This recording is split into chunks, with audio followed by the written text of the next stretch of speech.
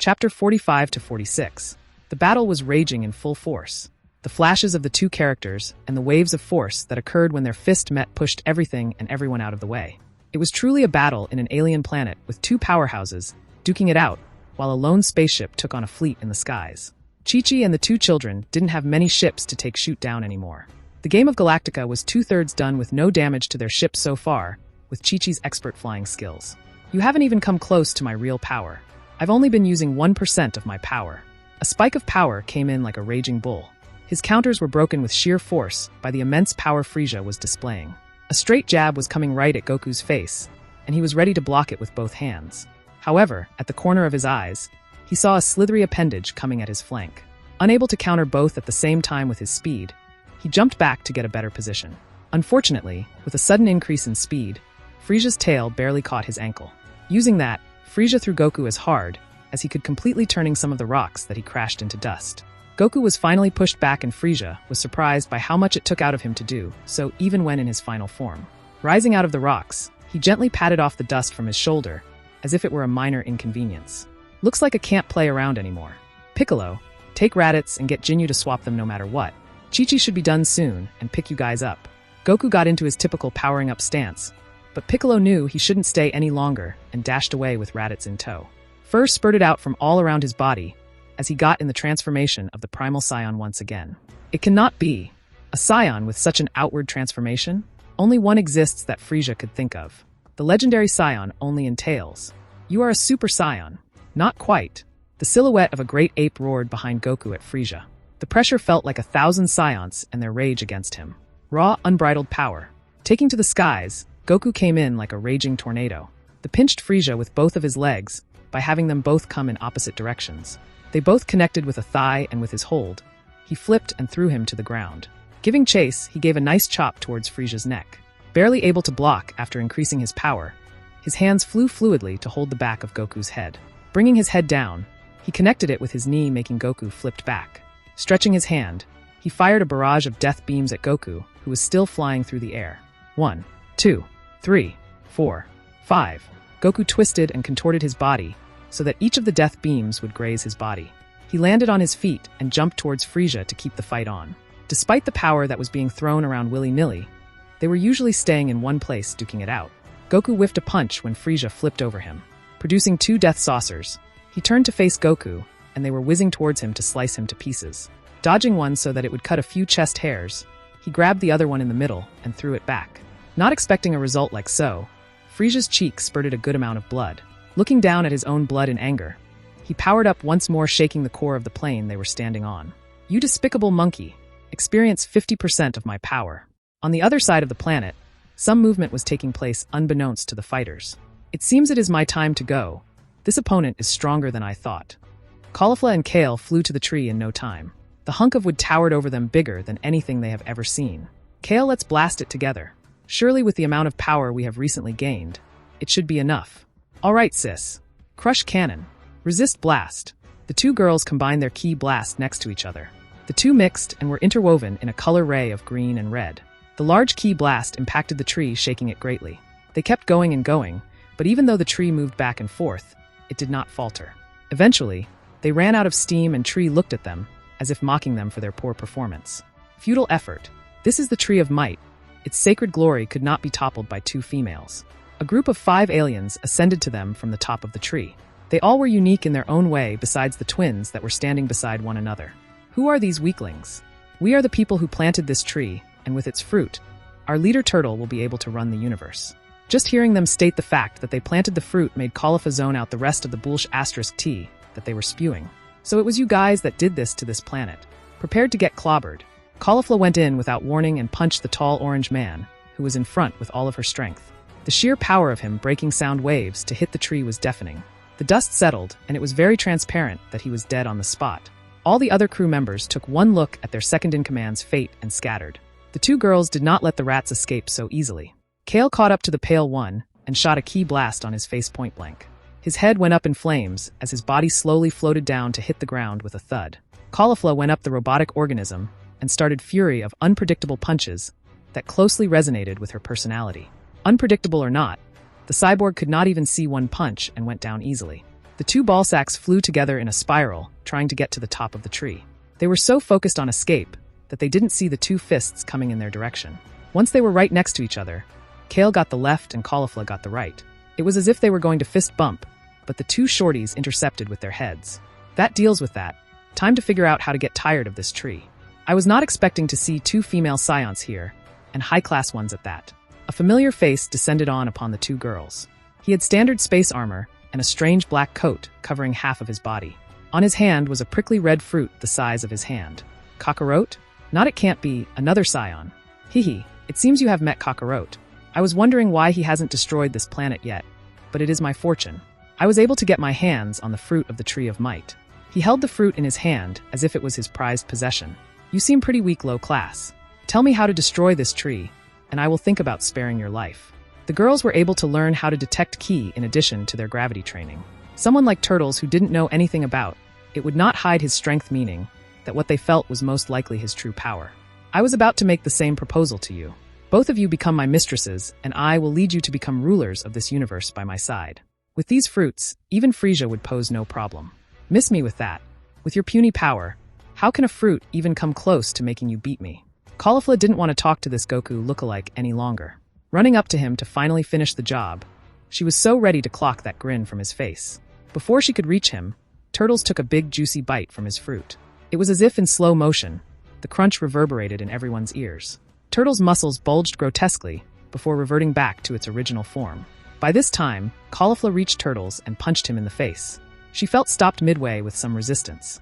Her hand was moving to the side without her doing anything, and it was revealed that Turtles grabbed her arm and slowly moved it so they could see eye to eye.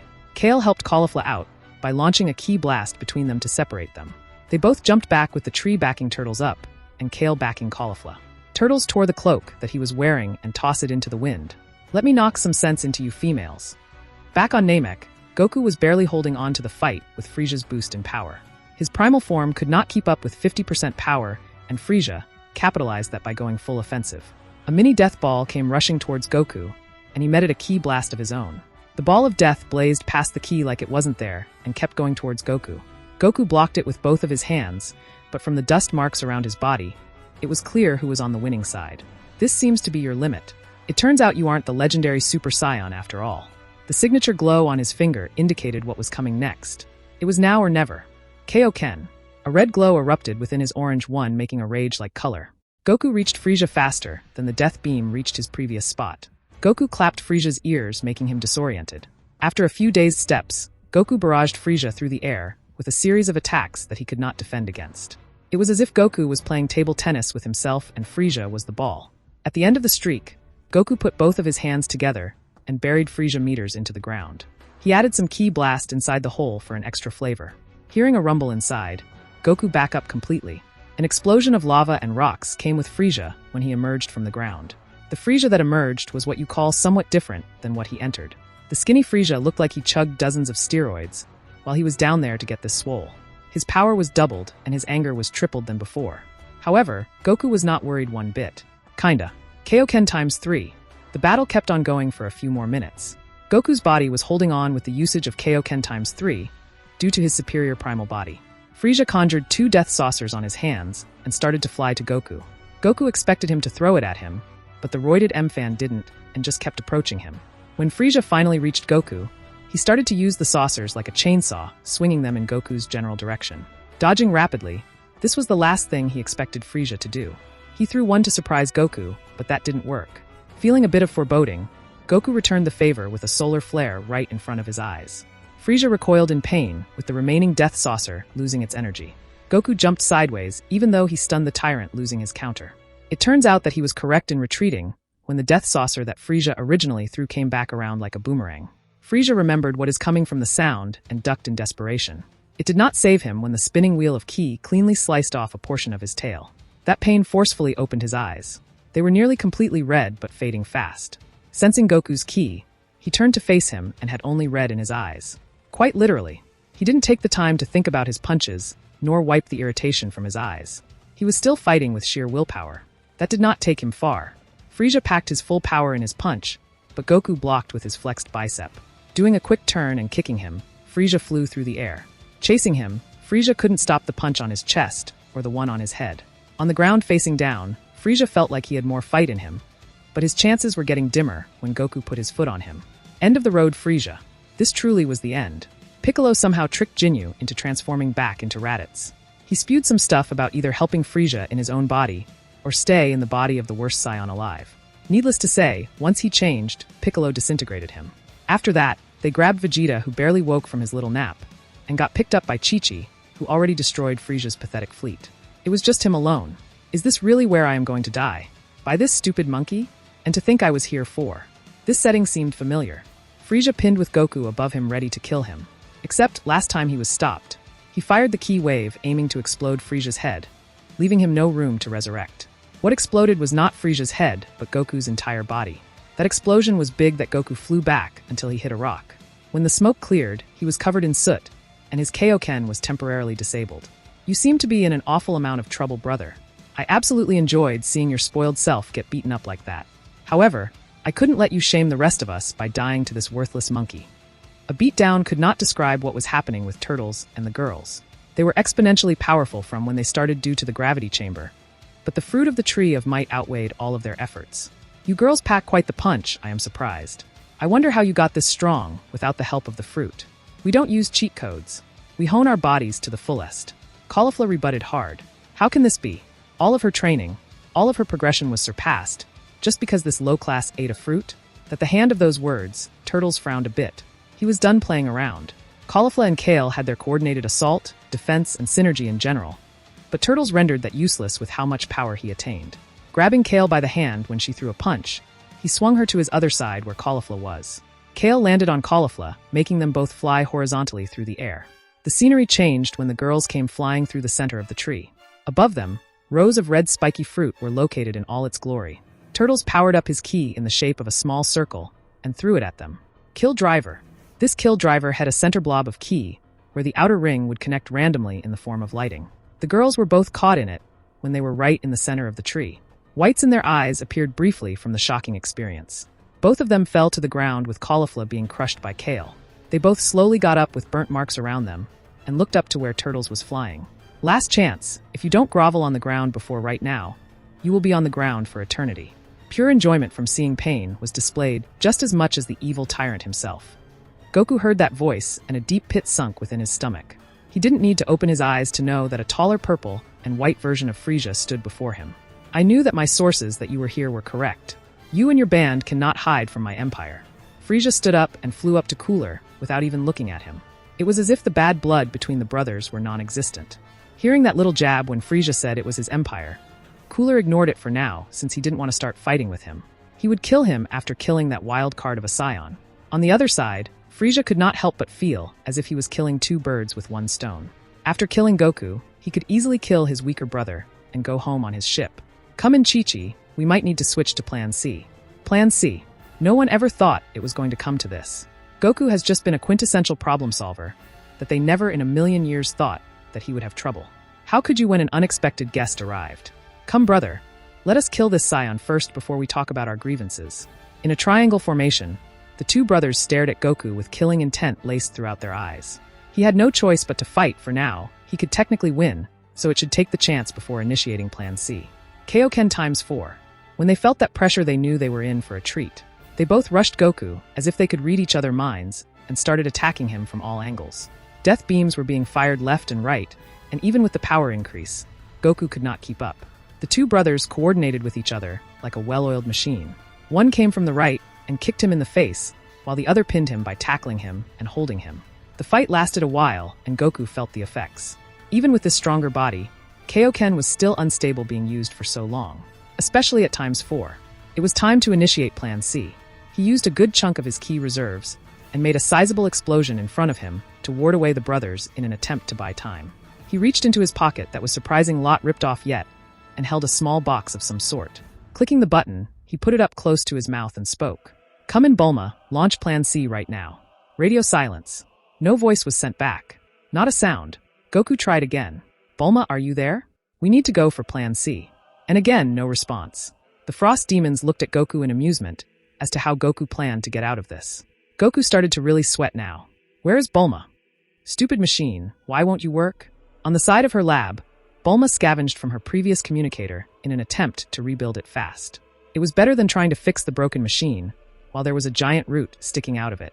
She kept on banging on the machine as if it would magically work. You would think a genius would be a little smarter in trying to find the problem than hitting it a few times. Apparently hitting it is the smart move. Or she has been hanging around Yamcha for a little longer than needed. Surely they don't need help as much as we do. They have Goku. Fuck me. The fight was raging even harder than before, with the planet looking devastated. Goku used his original move to suck and entrap Frieza. Using Frieza as a sort of whip, he lashed at Cooler multiple times. Joke's on him, Cooler was totally fine with punching Frieza in the face when he came towards him. This was getting nowhere, and the people on the ship were really getting worried. The real anxious one was Vegeta. I never thought Kakarot could actually fight Frieza and Cooler and hold his ground. Maybe he will be the one to avenge our race and not me? Grr. He is stronger than me many times over. I was useless and got out of the fight on Frieza's second form. It was at this time that Cooler actually saw the ship that was just hovering over them.